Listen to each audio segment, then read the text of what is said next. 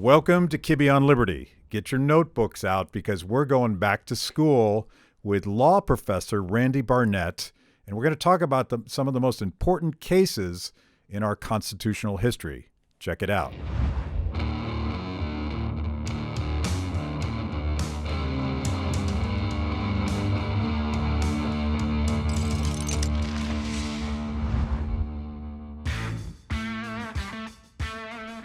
Professor Barnett, thanks for joining us. Well, thanks for having me in this very hospitable studio you have here. It's designed to be the sort of the anti-Fox News. There's not going to be any flashing lights or shooting rockets. But I know from previous times is that if it rains out, you have to scrub the interview because you can hear it on the roof. Yes, my Christmas project is to finish putting the insulation in the roof because we were going to do this almost a month ago. More than a month ago, yeah. And it was pouring rain, and you could not have heard us speaking right now.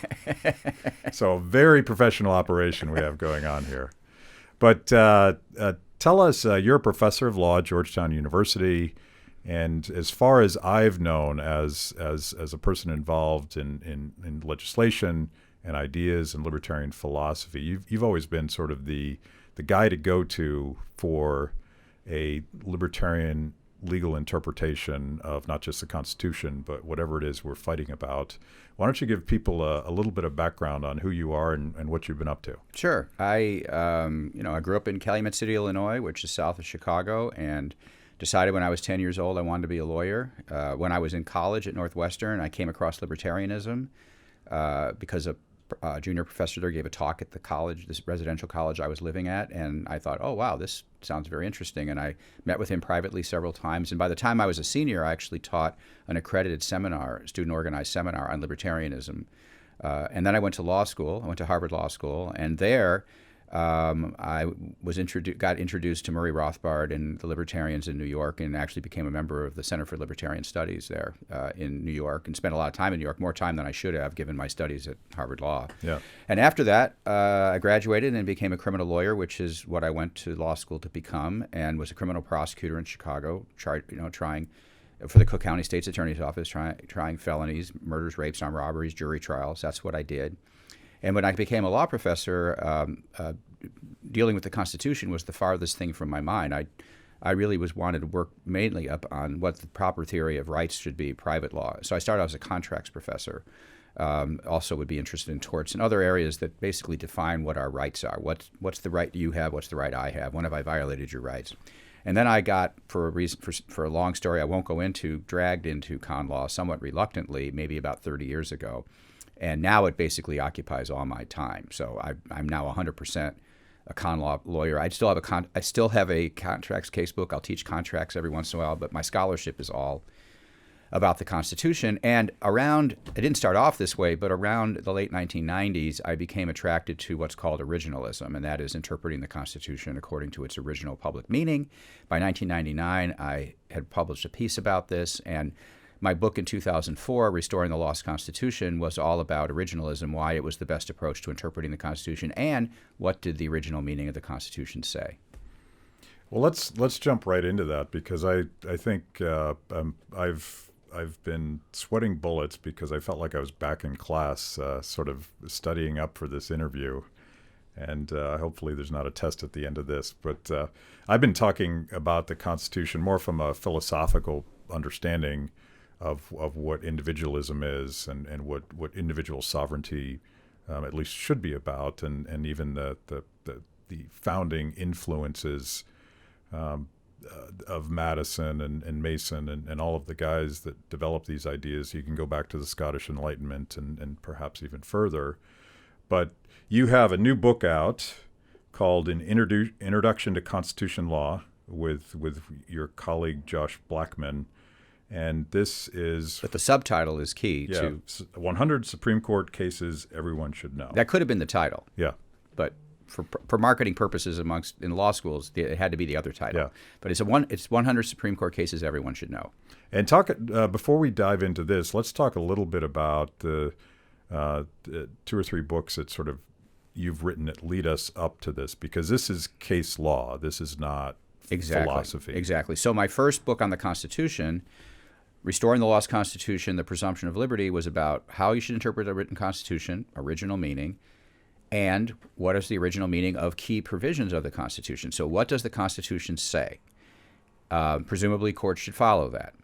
The second book, Our Republican Constitution, which came out just a few years ago in 2016, that was about the role of judges. It wasn't about the original meaning of the Constitution. It's what is the role of judges in a constitutional republic in enforcing the Constitution? And that was responding to my experience in the healthcare challenge, which I was the lawyer that originally devised the argument for why the individual insurance mandate was unconstitutional, and I ultimately became a lawyer for the National Federation of Independent Business when it went to the Supreme Court. What we learned in that case was getting 5 votes that your theory of the Constitution is right is not enough if one of those justices, in this case it was the Chief Justice, decided that his judicial role told him that he needed to defer to Congress. Well, he wasn't saying what the law was. He was saying what his role as a judge was. So I wrote Our Republican Constitution in response to my experience with the Obamacare case, and that's how the book starts, with my experience, as to why he was wrong about the role of the judges, and he was not alone, why conservatives have actually been wrong about the role of judges for a very long time, and why we need a more active involvement or engaged judiciary to invalidate laws when they really are unconstitutional, stand up to the other branches. So that was my second book. Now, this is a book that's not about those things. This is a book about what has the Supreme Court actually said about the Constitution. That's what we call constitutional law. Constitutional law is not the same thing as the Constitution. Constitutional law is the law that the courts will follow and that the other branches presumably also follow, because the courts follow it, of how you implement the Constitution. And so what's the best way of learning that? That's what I teach. This morning, I finished my last session of Constitutional Law 2, which is about rights. In the fall, I will teach Constitutional Law 1, which is about structure. But what I'm teaching in those classes is not the original meaning of the Constitution. I mention it. I talk about it. I'm teaching what is the law that we now live under that the Supreme Court has given us. So what is the best way of learning that? There's lots of ways to learn it, and they're fine. But what I think the best way to learn it is as a story, because I think constitutional lawyers and justices have a story in their head about what has happened from the founding until today and where they fit into that story. And this story has characters, like all good stories do. It has justices or characters and other people, but amongst the characters are these cases, each one of which is a story in itself. And if you go back to the beginning and you come back through today, you tell the story of constitutional law by telling the story of these cases, each one of which is a riveting story. And then you see that there are the good cases that you're supposed to emulate. These are, we call the canonical cases, the canon. And then there's the bad cases that you're supposed to shun and not be like, and we call those the anti-canonical cases, the AntiCannon. And it's easier to even spot the anti-canon cases like Dred Scott and Plessy versus Ferguson, the good cases like Brown versus Board of Education. So what the justices and lawyers are carrying around in their heads, even if they picked it up indirectly, is a story about who are the heroes and who are the villains in this saga. And you want your case to conform to the good guys, the heroes, and you want to avoid the bad guys, the villains. You want to paint the other side as they're basically pursuing the bad cases, the villains. And so the best way to tell the story is as a story, and that's what we do in this book. And we do it, as we're going to talk about it. We do it not only by means of the chapters of the book, but each chapter represents a separate video that Josh and I spent 2 years producing in a TV studio up in Chantilly, Virginia. We spent 80 hours in the studio over a 2-year period with the scripts in front of a green screen, recording our narration of all these stories, and then in post-production, Josh, my co-author, is primarily responsible for all the graphics and the illustrations and the pictures and the animations and the excerpts from oral arguments and the excerpts from the hand-down statements that the justices, when they deliver their opinion, they deliver it in court.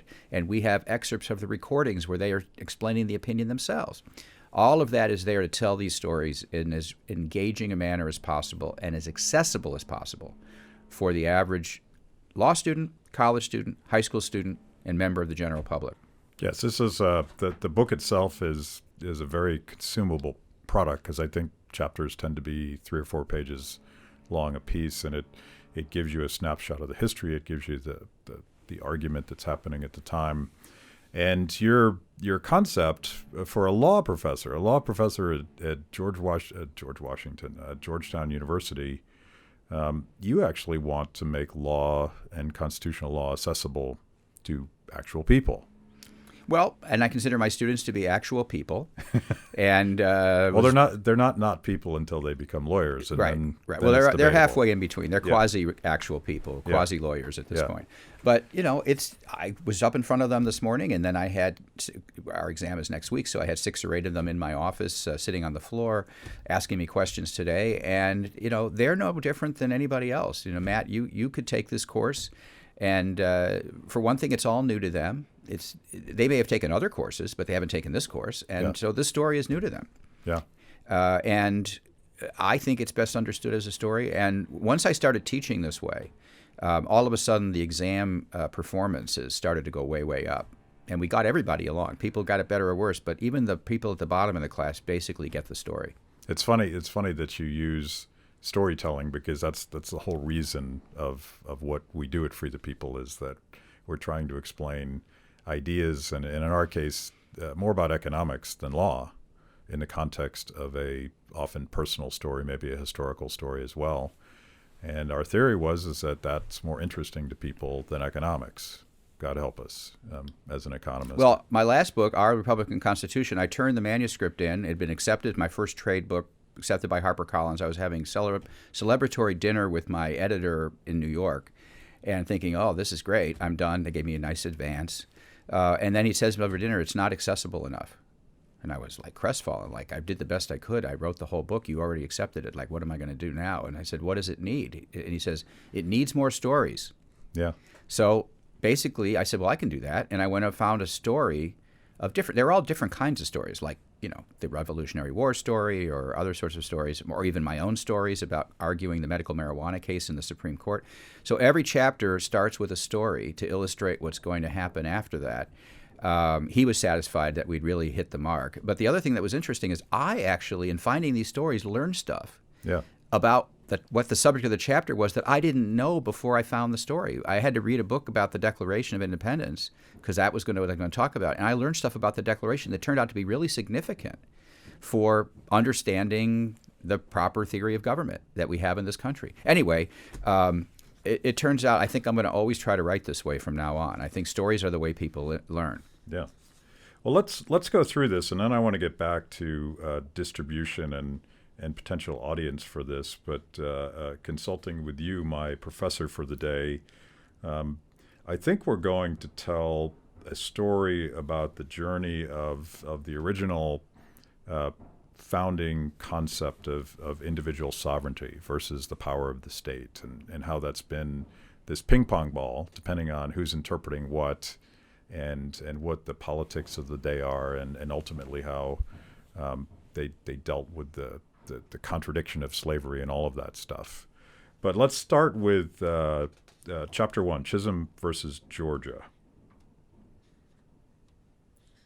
And this is...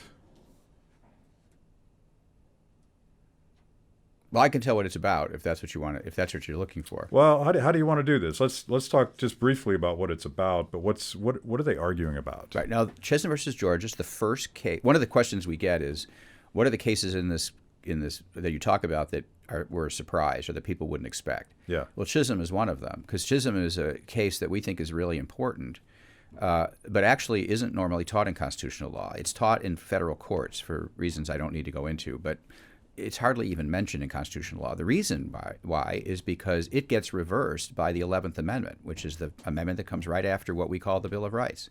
The 11th Amendment reverses Chisholm versus Georgia, so why study it today if it went away? Yeah. Well, there's a good reason for it, and that is that the Supreme Court in that case considered the most fundamental principles of political theory in our country, and that is the nature of sovereignty and the nature of the relationship between the people and the state. And these were extremely long philosophical disquisitions by these justices. There were 5 justices. And the facts of the case are that this particular individual had sold Revolutionary War supplies to the state of Georgia. He lived in South Carolina, and he sold Revolutionary War supplies to the state of Georgia. The state of Georgia didn't pay for them. So he sues them in federal court for breach of contract. And Georgia says to the Supreme Court, you don't have jurisdiction over me, and so we don't even show up. Georgia doesn't even show up in the Supreme Court. And the reason why it looked like he could sue the state of Georgia was there's a provision in the Constitution which basically says, it really seems to say on its face, that the Supreme Court has jurisdiction to hear suits between states and citizens of another state. Well, he was a citizen of another state. Georgia was a state. Under the plain meaning of the Constitution, it really seems like he ought to be able to sue. Well, what did Georgia say? Georgia said, oh no, we have sovereign immunity.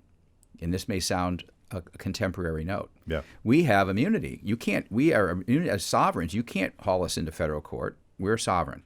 Well, what did the Supreme Court say about that? And this was Chisholm's case was argued by Attorney General Edmund Randolph in a private capacity. What did the Supreme Court say about that? By a vote of 4-1, because there were 5 justices on the court, by a vote of 4-1, they said, oh no, you can sue the state of Georgia. And they only relied secondarily on the text. The text was there. They relied primarily on first principles. And the first principle was this: the people are the sovereign of this country, and the governments are merely the servants of the people. And there's no reason why the servants of the people cannot be hauled into court to answer to their sovereign, their masters. So the people are the masters, and the government are their servants, and the master can take the servants for exceeding the authority given to them under whatever constitutional provision we're talking about. And they not only said that, but remember, the individual was suing was just an individual person. And at least 2 opinions, quite starkly, this is the opinion by James Wilson, who was a principal founder from Philadelphia, one of the principal authors of the Constitution, and John Jay, who was the first Chief Justice and also one of the co-authors of the Federalist Papers, the early authors. These 2 guys both referred to individual sovereignty. What Wilson says is that in the Constitution, the word sovereignty never even appears, because the people, they said, might have presumed to call themselves sovereign, but in the preamble, let's say, but they avoided the ostentatious declaration, he said, because that would have been even presumptuous. But so they goes through all the meanings of sovereignty, and basically sovereignty essentially resides in the individual. He says the ultimate sovereign is the individual person, and that's why an individual person can take even a collective body like the state of Georgia, the legislature state of Georgia, to court. This was a very fundamental decision, 4-1. Now, it was very unpopular. And the reason it was unpopular is the states did not want to be subjected to all of these lawsuits. And in particular, they had a complaint, they had a beef.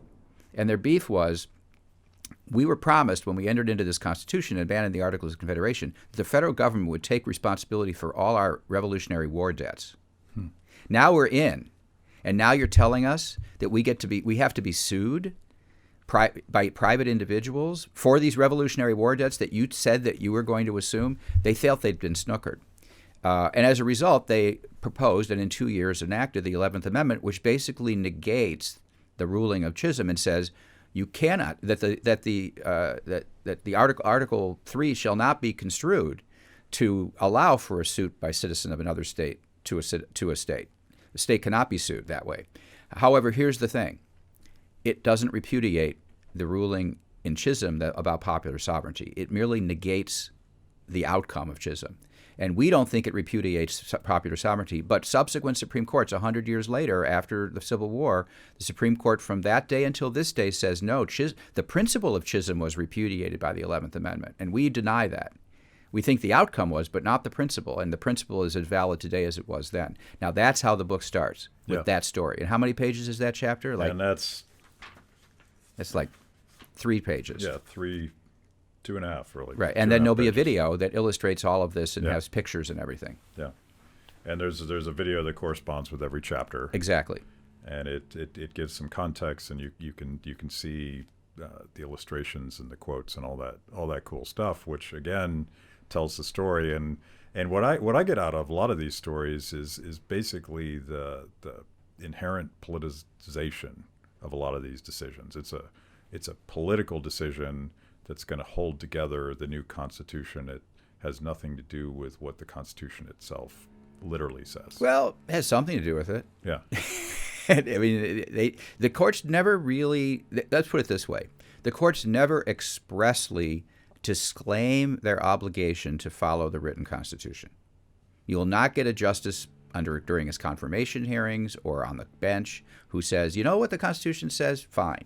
We don't have to follow that. We have a better idea. They never say that. Yeah. They have all kinds of intricate ways of finding ambiguity or vagueness or we're not sure, but they never say they don't have to follow it if they actually agree this is what it says. So I think we have to be clear that as bad as many of these Supreme Court decisions we write about are, they don't go that far. Yeah, yeah.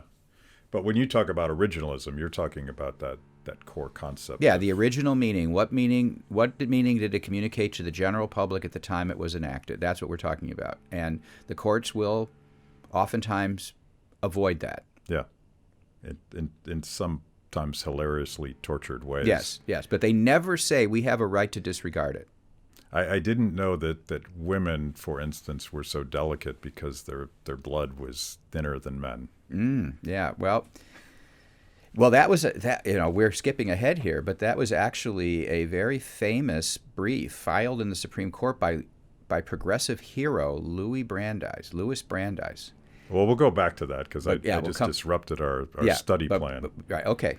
But that's one that stuck with me because it's so patently ridiculous, and even at the time it would have been, I think, ridiculous.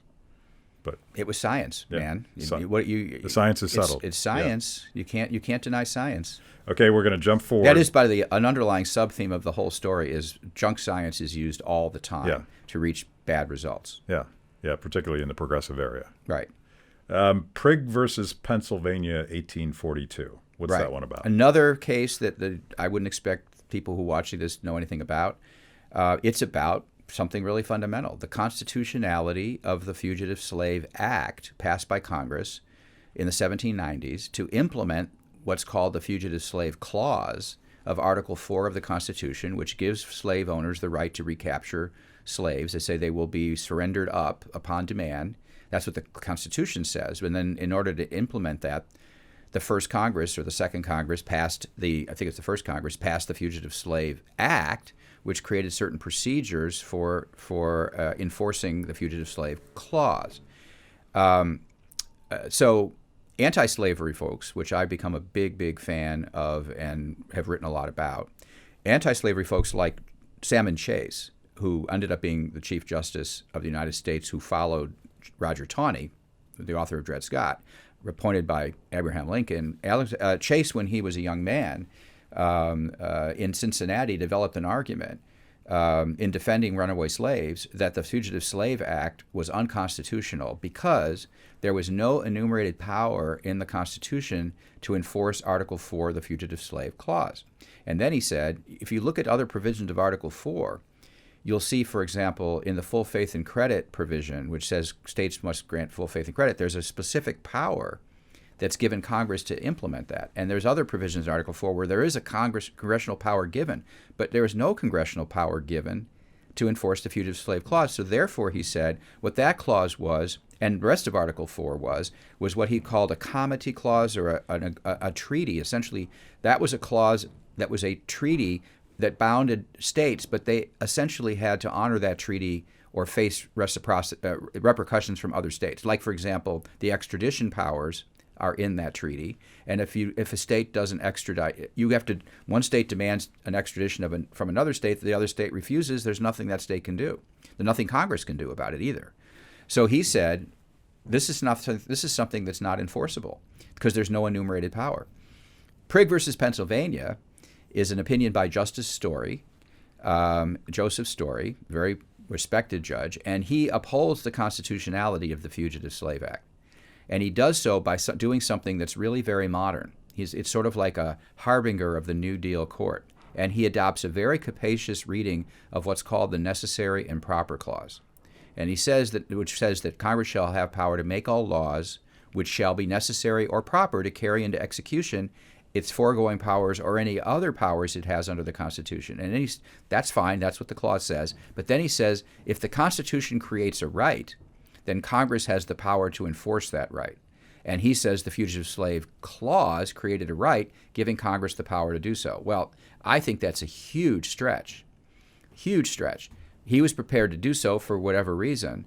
But I think Chase's argument is actually the stronger of the two arguments. But this is an argument about how, one of the lessons of this is today we're told that having broad national power is necessary in order to achieve all good things, and that states' rights are bad and they lead to evil things. But what was happening in Prig was northern states were passing personal liberty laws, which ensured that free blacks in their citizens could not be kidnapped by people who claimed that they were actually slaves and then taken into slavery. And so there had to be a jury trial, there had to be procedures followed. The states put into effect these laws.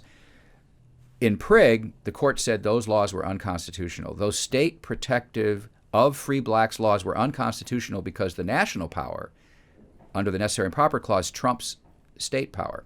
And that's a great example of how national power can lead to really terrible results. It doesn't always lead to good results. Yeah, and it does portend the entire progressive top-down design of big government as we know it today. Right. There are two cases that we talk a lot about that do that way before the New Deal. And so the New Dealers can at least claim they weren't the first ones, and they weren't even the worst offenders. Prig versus Pennsylvania about slavery, and then there's the legal tender cases about whether Congress can make you take paper money instead of gold if your contract called for gold.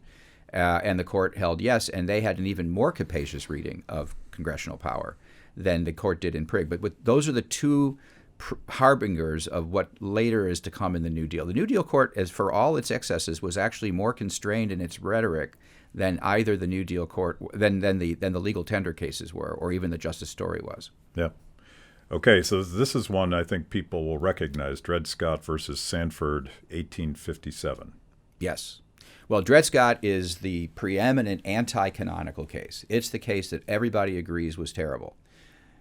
On the other hand, today, and we'll talk more about this in the context of slavery, there's a lot of people who think that the Constitution was a pro-slavery document, and at least it was until the 13th and 14th Amendment were enacted, and therefore, if they're right, then it's not clear why Dred Scott is really so terrible, because if they're right, the Supreme Court is just following a bad Constitution, but it's not up to the Supreme Court to change the Constitution. So Dred Scott is only terrible and awful if, in fact, the court was going beyond the original Constitution, which would mean the original Constitution maybe was better than it's given credit for. So either the Constitution's right and the court's wrong, or the Constitution's wrong and the court is right, but you can't have it both ways. So this is a case, in my view, the court was wrong. And it isn't just my view, it was the view of Frederick Douglass and a bunch of other folks, including Abraham Lincoln. And we have a lot and we talk about what Douglass argued. And in our view, Dred Scott was wrong on a number of different grounds, and that's why we talk about it. It is used as an argument today by each side of our political divide against the other. So, for example, Justice Taney claims to be basing his opinion on something like originalism, only not original public meaning, but he's talking about the intentions of the framers. And one of the key parts of his argument is that the southern states would never have agreed to a constitution in which someone like Dred Scott could be considered a citizen of the United States, able to sue in federal court. This actually goes back to the earlier discussion of Chisholm. What's at issue in Dred Scott is whether Dred Scott could be considered, if he was a free person, could be considered a citizen, and thereby he could sue in federal court under a diversity of citizenship clause, which says a citizen of one state can sue a citizen of another state. And the issue is, could he be a citizen? And Taney says, no, he isn't a citizen. He could never be a citizen because the original southern states would never have agreed to a compact in which somebody like Dred Scott would be a citizen. Why? Because if he was, he could go around the country and exercise these fundamental privileges or immunities, like the right to assemble and to speak freely on all subjects, and the right to keep and carry arms wherever he went. If he was a citizen of the United States, he'd have those rights when traveling in other states. We know they'd never agree to that, therefore he couldn't be a citizen. So this is used as an argument against originalism by non-originalists. See, Dred Scott is an originalist opinion. Well, I don't agree with that, in part because I think it's original public meaning originalism that governs, and it's not the dirty intentions of the founders that matters. It's what they wrote. That's a separate subject. It's also used by the right against the left because in another portion of the opinion, which there's no reason why the 20 actually had to reach this, because having found no jurisdiction, he should have just let it go at that. But he still goes beyond that and says that the Missouri Compromise, which basically allowed Congress to say that certain territories could be free and other territories would be slave. The Missouri Compromise was unconstitutional. Why? He said because it violated the Fifth Amendment's protection against the due process of law, which says that no person shall be deprived of life, liberty, or property without due process of law. The Fifth Amendment applies to the federal government. The federal government's running the territories, and the slaveholders are being deprived of their property and slaves, contrary to the due process of law. And this is then used by conservatives against progressives, saying, here's your earliest example of substantive due process. The due process clause is being distorted to protect substantive rights, and therefore substantive due process has a tainted history. So one side uses it to say substantive due process has a tainted history. The other side uses it to say originalism has a tainted history. Why? Because it's in the AntiCannon, and you don't want your theory to be associated with an evil, terrible case. It's a bad story. It's a bad story. It's a bad story. It's a villain. Which, of course, this debate leads right up to the history of the 13th and 14th Amendments, which is Chapter 27, and there's a bunch of different cases that you deal with here. Right. So here's the thing. When we talk about the Constitution today, and we hear a lot of talk about our slavery past and the fact that the Constitution ratified or endorsed slavery, which is something that I think is a claim that needs to be qualified a lot. I tend to agree with Frederick Douglass and Lysander Spooner. And by the way, Douglass was convinced of this position by Lysander Spooner. I didn't know that. Yeah, he credited Spooner and William Goodell and one other figure who was actually kind of a guy behind the two of those guys. He attributed his conversion from the Garrisonian view that the Constitution was a covenant with death and an agreement with hell because it sanctioned slavery, to this view that the Constitution, if not anti-slavery, it was not pro-slavery either. And he said it was because of these three men that I changed my mind and went from Garrison to Spooner, essentially. Yeah. So I agree with them about the Constitution not being pro-slavery, although it allowed for slavery. Essentially, what ultimately happened is that folks like Salmon Chase, who took sort of an in-between position, said, and Douglass agreed with Chase too, said, look, the Constitution is not pro-slavery, but Congress does not have the power to abolish slavery in the states in which it currently exists. It has the power to abolish slavery in the District of Columbia, which they denied because of the Fifth Amendment. It has power to deny slavery in the territories, which the Supreme Court in Dred Scott said it didn't. They disagreed with Dred Scott about that, but it doesn't have power to end slavery in the states. That, they said, required a constitutional amendment because Congress does not have unlimited powers, and so the 13th Amendment gets passed after the Emancipation Proclamation because it's not clear what the constitutional authority for that is, and they wanted to make sure Congress had the authority. They gave them a new enumerated power. They passed that amendment, and then when that amendment got evaded by the South and by the racists in the South, they had to pass the 14th Amendment to try to amp up their powers to go after the people that were abusing the rights of the freedmen in the South. So the point I like to make is that when we defend the Constitution today as being legitimate, we are not defending the original Constitution. I don't have to defend the original Constitution, and I have mixed feelings about the original Constitution because of slavery, and also because of the secondary subordinate status of women. But we get to defend the Constitution as amended, and the Constitution as amended specifically did away with that defect in the original Constitution, thereby making it a defensible Constitution. I think I keep latching on to that radical kernel that it's not even started with the Constitution, but it started with a lot of the philosophy that was embraced by the founders, that the individual comes first. And it strikes me that was a very radical and undeniable concept that forced us eventually to deal with slavery and all of the other defects in Yes. the original document. And there's a lot of stuff coming out now about this in response to the 1612 project or whatever the name of that project is. There's stuff coming out now which is really, really interesting and good. And it's actually based on scholarship that we've known about for 40, 50 years. And that is that the Declaration of Independence was a critical accomplishment, a stepping stone towards the eventual elimination of slavery. That prior to that, slavery was prevalent throughout the entire world. England had had a court ruling, the Somerset case, that had abolished slavery in England, but England did nothing about the slaves they held in the colonies, particularly in the Caribbean islands. Those are still up and running. And it was the Declaration of Independence that, actually the year before the Declaration of Independence, the first anti-slavery meeting that had been held in the world of an anti-slavery society was held in Philadelphia. It was Quakers that were doing it. And then after the Declaration was enacted, was the beginning of the end of slavery.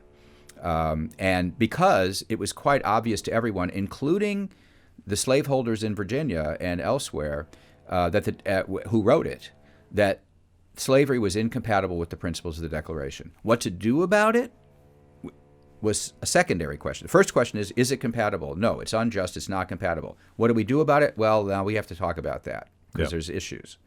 But it was the beginning of the fight to end slavery. That fight against slavery didn't start anywhere other than here. It started here, and it's not entirely clear that Britain, if we hadn't entered into this constitution, which allowed for free states in the North and to get going, it's not entirely clear what Britain would have done to its slaves in the South, in the Caribbean islands. I feel like in correspondence that maybe wasn't public at the time, but both Madison and Jefferson were well aware of the implications of their radically individualist philosophy and how slavery was a contradiction. They were completely aware of this, and in fact, it was so obvious that into the early 19th century, eventually pro-slavery, when pro-slavery advocates started actually developing a pro-slavery ideology, which didn't really exist at the time of the founding exactly, they had to dismiss the Declaration, which they called a farrago of nonsense. Yeah. Because it was obvious that all men were not created equal to them. And so therefore they repudiated the Declaration. They didn't say, they didn't do what Tawney said is, we must interpret it in light of their intentions. What Tawney says in Dred Scott is, if we read those words today, we would know it applied to everybody. But back then it didn't apply to everybody. Well, that's wrong. That's one reason why he's so wrong. It did apply to everybody back then too. Yeah.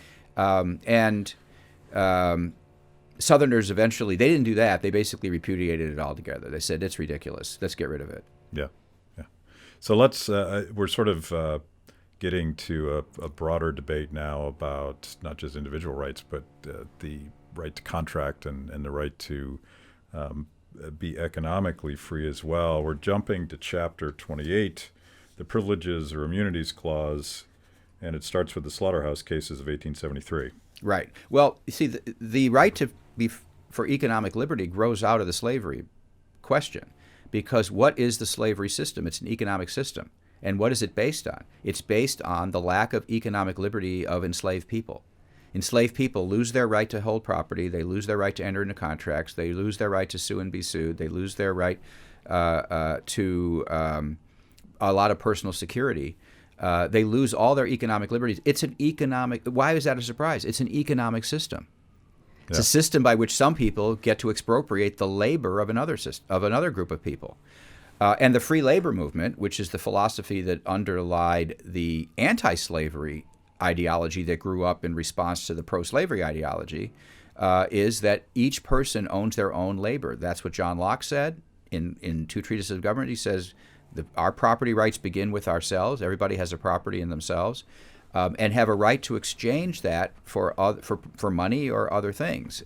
So free labor is part of that. And after the 14th Amendment was enacted, one of the questions that arose was, well, who gets to take advantage of this freedom of contract, freedom of labor, right of private property under the 14th Amendment, which is now going to protect these things. And 5 years after the 14th Amendment is enacted, in a case called the Slaughterhouse Cases, which is an interesting case because is it in the canon or not? It's a case that most all law professors of every political stripe disagree with, and yet the Supreme Court continues to uphold it. And in that case, the Slaughterhouse Cases, it was some white butchers in Louisiana that were said that a monopoly slaughterhouse law that was passed as a public health and safety measure interfered with their freedom of contract and their right to pursue a lawful occupation of being a butcher. Because the law said you couldn't butcher now on your own premises. You had to go all the way to the monopoly slaughterhouse, pay them a fee, and butcher over there. It's a very long, complicated story. I gave a lecture about it in the Supreme Court a couple of years ago. But we simplify it in this book.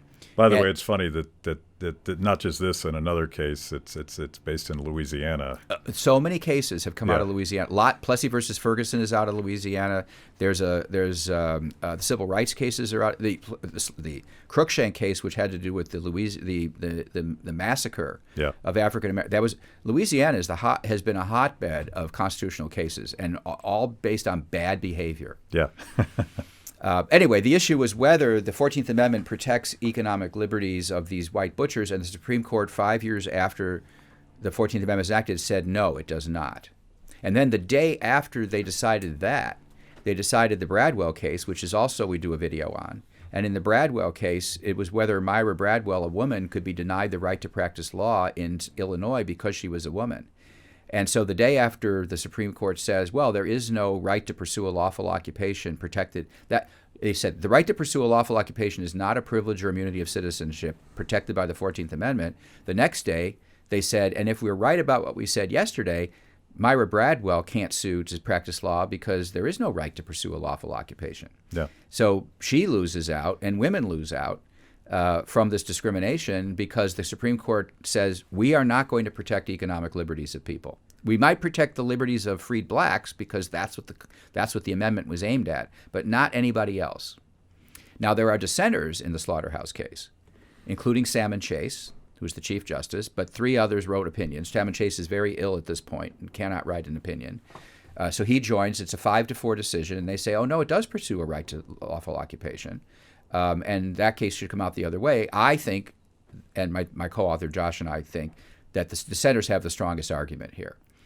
But then what about the Bradwell case? What happens the next day? Well, 3 of the dissenters go over and join the majority, and they say, oh, we think there's a right, but it's not being violated here because women are different, and therefore it's okay to treat women differently because they have different spheres, they have different constructions, and their places in the home, and under the laws of coverture, they don't have a legal identity, so they can't be lawyers, blah, blah, blah, blah, This blah. is where the quote about being delicate. Yes. Yes. Right. So that's Justice Bradley. They haven't met my wife, by the way. She's... Well, I've met your wife. Yes. Delicate is not necessarily a word I would use. Should punch you out for saying that. Yeah. She may still. Yeah. So, so the 3 dissenters, they say because women are different, there is such a right, but this law doesn't violate it. There is one dissenter, Salmon Chase, the defender of runaway slaves, the successor to Roger Taney. He dissents in this case, and he's too ill to write an opinion. He dies 3 weeks after the decision is announced. But he does have an interesting line in the Supreme Court reports, which I think it's unique. I've never seen it again. And that is, it says, the Chief Justice dissents from the decision and all opinions in the case, which means he not only dissents from the majority, he dissents from the concurring opinions. What they said about women, he dissents from that too, because he thinks the 14th Amendment, A, there's a right, and B, this violates that right. And women do deserve to be protected from unreasonable discrimination that's not founded based on the facts. Lochner versus New York, 1905. Well, this is a case that if you teach constitutional law and you teach it responsibly, you have to tell your students that this is a case that's in the AntiCannon. This is a case that people think on both sides of the political spectrum was wrongly decided, and it's not only wrong, it's terrible. It's very, very bad. And it's very, very bad for 2 reasons. One is because it's substantive due process. We heard about that with Dred Scott. It's using the due process clause to say you have a substantive right to liberty. And this law in New York, which was a law that limited the hours that bake shop employees could work to 60 hours a week, that this law, the court held this law violated their liberty of contract to enter. The bakers and the bake shop employees should have a right to contract. And that elevated this right under the due process clause, which is substantive due process, and it's bad. It's very, very bad because it was elevating the wrong right and being protected, and it was protecting it under substantive due process. So it's considered bad, and that's considered bad by people on the right. People on the left used to think it was very, very bad. Now they only think it's very bad because they like substantive due process now. So that can't be the problem. The problem isn't that they were using substantive due process. The problem is they were using substantive due process in favor of the wrong right. So it's only very bad. It's not very, very bad. And so you have to teach it this way. Now, I have to confess, Matt, I actually think this is one of my favorite opinions ever written by the Supreme Court. I think it's very, very good for lots of reasons. It's one of my favorite opinions. And it's actually reading this case in constitutional law as a law student and then reading the reaction to it by subsequent courts is what caused me to turn off of constitutional law altogether and become a criminal prosecutor and then a contracts professor, because I thought it was a great case, and then I turned the page of the casebook and I'm told not only is it wrong, it's so terrible that you should not emulate it. It's in the AntiCannon. But I think, with academic freedom, I'm entitled to say I like this case a lot, and in our video we do explain why we think it's good. But we have to first inform you, and responsibly as teachers, that you're supposed to think it's bad. Okay, let's wrap it up with this, because we could go on, and this is really fascinating stuff. Well, the videos last 11 hours, so we could go on for 11 hours. Yeah, we could just do a marathon, right? But we'd have to bring whiskey to the table at that point. But let's wrap up with Chapter 32, Economic Liberty in the Progressive Era. And it starts with Muller versus Oregon in 1908. These are cases that are still in the Lochner mold. So they're protecting economic liberty. What we really then, I think, basically need to do is to get to the New Deal, where they reject this whole idea. Mm-hmm. And that's essentially the next phase of the story. So first, they start protecting these liberties, but they start invalidating progressive laws. And that's where you start getting this Brandeis brief. This is the Muller case that you're mentioning. So the pushback comes. The court is basically saying in Lochner, they're saying, look, this is supposed to be a health law. It's passed under the rubric of being a health law. We don't see a real health law benefit going on here. This is part of a larger statute called the Bake Shop Act, which the court said was perfectly constitutional because it really was a health law. Regulated ceiling height, ventilation, whether animals could be in the premises, whether you could sleep there, where the washroom should be. It was a very elaborate health and safety law, which the court said is perfectly fine. The Lochner court said this. It's only this maximum hours law that got put in there at the behest of the labor unions that they thought was not really a health law and not justified as a health law.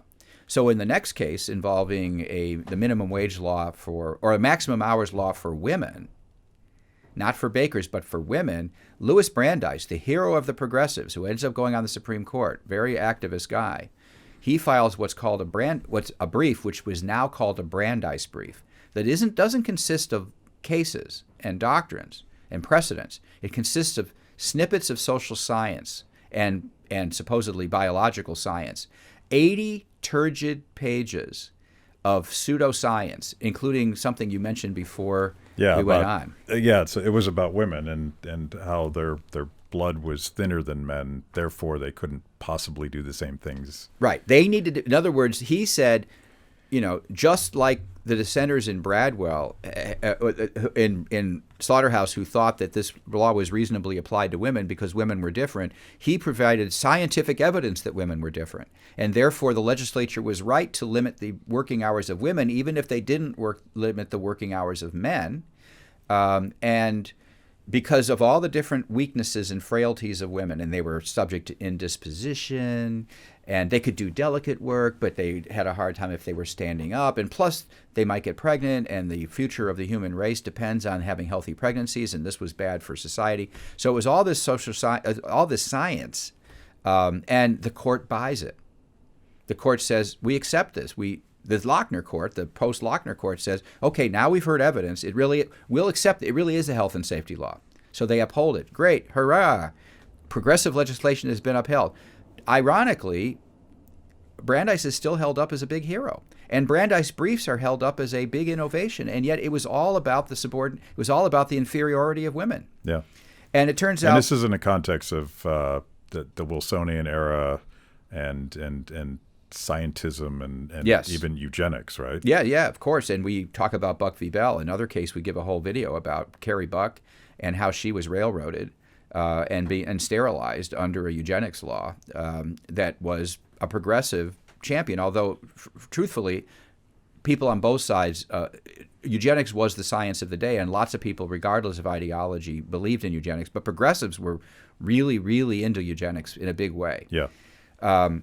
So eventually, this era comes to an end of protecting economic liberties in part because of things like Brandeis. But Brandeis gets on the court, and what's the first thing he does? He eliminates the need to prove that these laws are rational, and he switched the burden of proof to the challengers of laws that say, well, we're going to presume laws are okay unless you can prove they're irrational.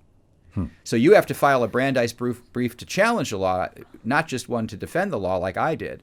And by switching the presumption from the one favoring the liberty of the individual sovereign, going back to the beginning, to favoring the legislature over the sovereign individual, now the burden is on the individual to prove that a law is unconstitutional. And eventually, as we tell it, by 1955, the Warren Court makes that burden irrebuttable, that presumption irrebuttable. It's a burden you cannot win unless you can establish you have a fundamental right of some kind. So that is the beginning of the end of the protection of economic liberty in this country. And at the moment, it's still relatively unprotected. We don't agree with this, but we teach it. We tell the story the way they are. These stories have heroes, they have villains. We don't like all these cases, but we tell the cases that you need to know to understand what the Supreme Court has been doing with the Constitution for over 200 years. Which is why everybody needs to read this book to understand the context and how we lost that original notion of individual freedom and sovereignty. And let's talk about this. One story at a time. Yeah, one story at a time. And I have a former career as a grassroots organizer, and we would spend every day, all day, talking about the rule of law and defending the Constitution, because I think every citizen needs to understand this story. I agree, and that's why we wrote it for the general public, the videos for the general public. We originally did the videos for students who used our casebook, and then we got in the middle of the video project, and we thought these videos are just too important and too accessible to be limited to law students who are using our casebook. And so we created this book, this separate book, as a vehicle by which everyone could get access to these videos, because we thought the American public in general, and students of all varieties down to high school level in particular, need to know these stories. Then they will understand what the Supreme Court is doing. Yeah, so you think that this could be used for homeschooling, it could be used to prepare if you want to pursue a career in the law, but if you also just want to be a good citizen. You want to understand the rules of the game. If you go on Amazon and you read the reviews by people who have read the book and who have watched the videos, you will see what they say about how accessible these videos are. And I think it would make a fantastic homeschool course where the students would read a chapter, a 3-page chapter, then watch a 5 to 15-minute videos. The videos are all really small, and then talk about it. And you go through one chapter a day for 63 days, and you will understand more about the Constitution than many lawyers do who don't know these stories, don't know all these stories. So I was many years ago a wannabe academic, and I remember the pricing of academic books, and they were prohibitive, and I assume there was some sort of cartel sort of mentality with that. But you managed to get a market price on this. Yes. What is it, $29.95? $29.95 for the paper. I have a case book. If you wanted to buy our casebook, the casebook costs depending on which version you get, between $200 and $350. Which is typical academic pricing. Yeah, partly because the market is so small, they have to make their money back on very, very few sales. Yeah. But this is a book for the mass market, so the paperback is $29.95. That gives you the book and access to all 63 videos, but there's a code inside here. Let me show, because actually some people who are not tech-friendly don't realize that Here's where the code is. I buy a lot of lottery tickets, so I figured and you it scratch out. off Yep. the code carefully so you don't scratch the number off at the same time you're scratching some of the older folks just scratch the number right off. They must have never bought a lottery ticket. And that's your code. You go online, you get access to all the videos. That's $29.95. Oh, Amazon sells it for a little bit less. You can buy an ebook from Amazon or an ebook from the publisher at $24.95, and that gets you a code for the videos, or videos only from the publisher at $19.95. If you go to conlaw.us, you will see 30-second previews of all the videos, and it will give you links to buy it in either of the three formats: paperback, ebook, or videos only.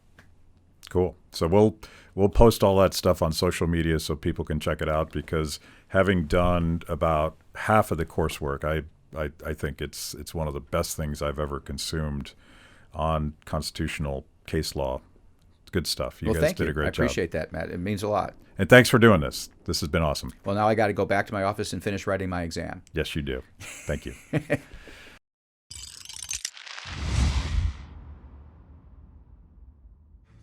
Thanks for watching Kibbe on Liberty. By now, you know this is the most important event of your week. So make sure you subscribe on YouTube. Click the little bell so you get notifications. Kibbe on Liberty, mostly honest conversations with mostly interesting people.